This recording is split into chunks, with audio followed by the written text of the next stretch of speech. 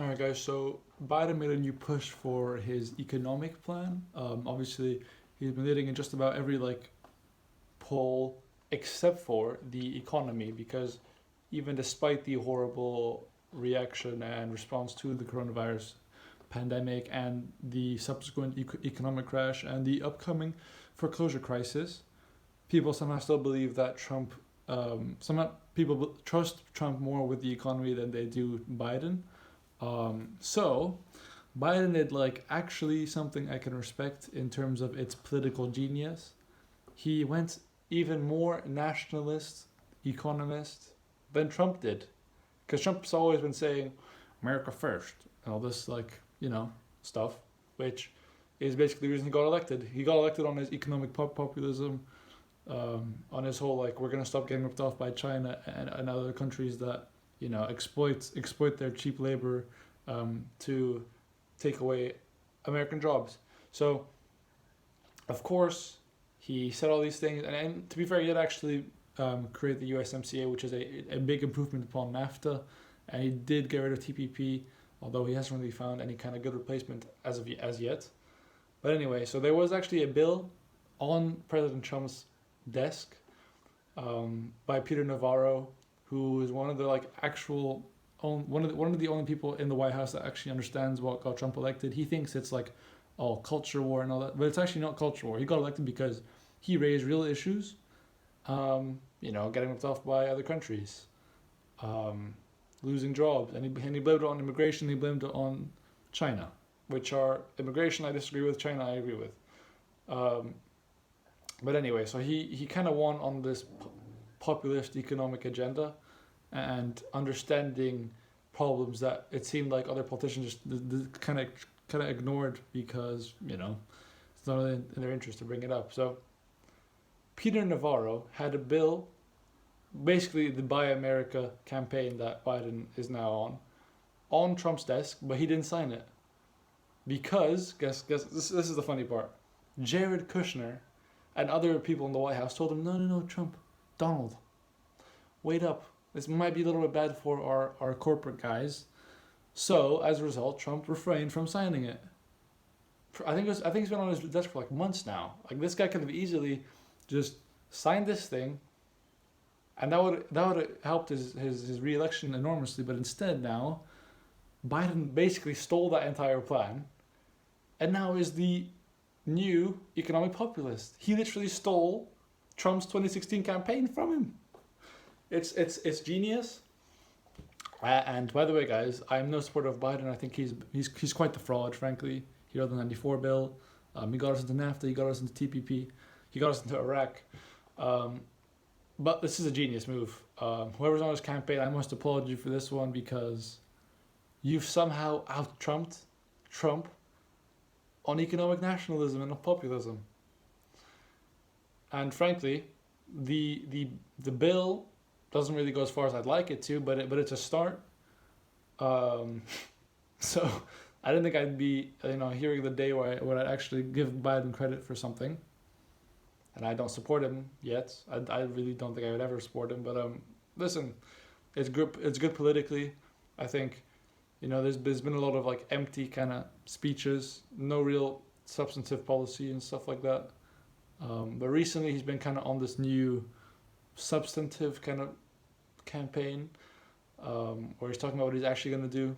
And I think this is kind of to get more enthusiasm in the Biden people, because obviously we know how enthusiastic the Trump base is for Trump, but we don't really have that same kind of enthusiasm for Biden.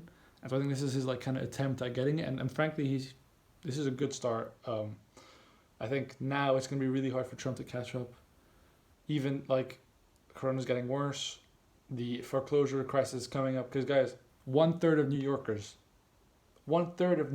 New York is huge, guys, did not pay their rent for the month of June, and they said they might not be able to pay the next coming month's rent.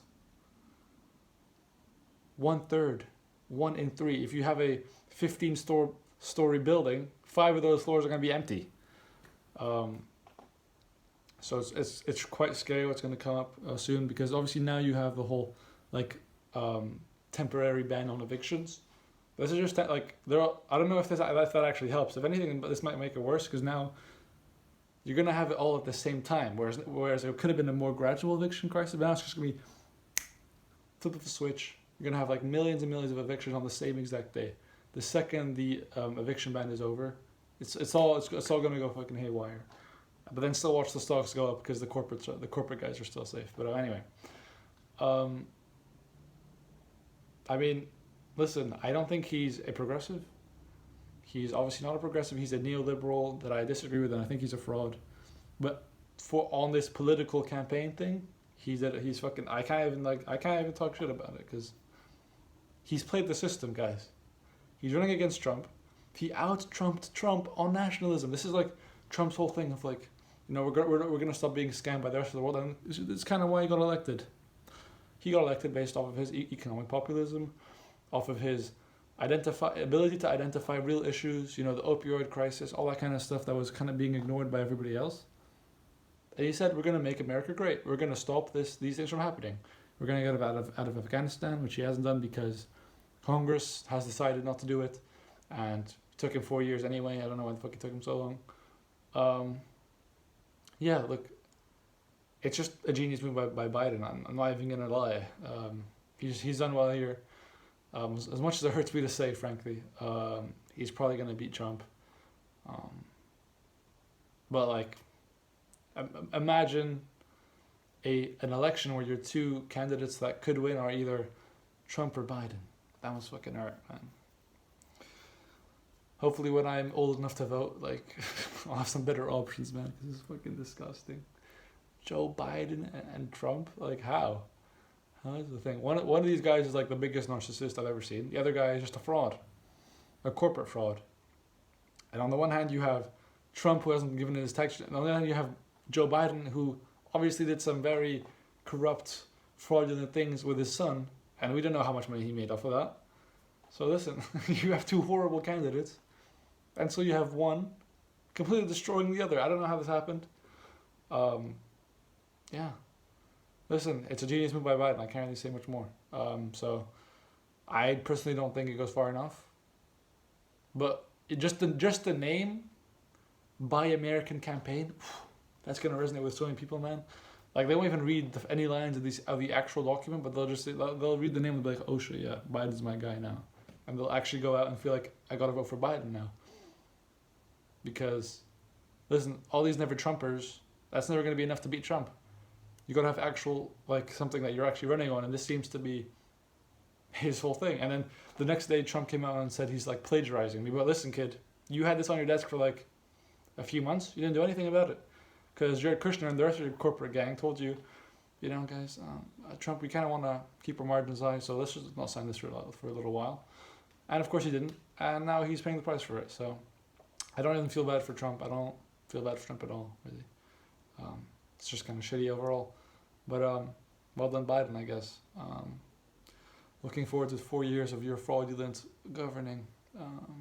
That's basically just what it's going to be, isn't it? Because watch, he's going to sign this deal, but then the second he gets into office, he's going to rejoin the WHO and he's going to rejoin TPP because he's a fraud. And that's about it, really, guys. My only hope is that because Andrew Yang said he feels like Joe Biden has genuine progressive feelings. So like I was like, whoa, what the fuck? Andrew Yang said this. Andrew Yang's like a genuine, no political affiliation kind of guy. And he said that. So I'm like, whoa. So I guess I'm holding out hope, but like, not really. I can't, like, with his track record, he has a huge track record of being a fraud. And so why would it change all of a sudden, But yeah, just thought I'd bring you a little update on the Biden campaign. He's still, by the way, he's still up like 10, 15 points in the polls. So nothing really massive changing. And he looks like he's set to win, frankly. So look out, guys. Biden's next in office.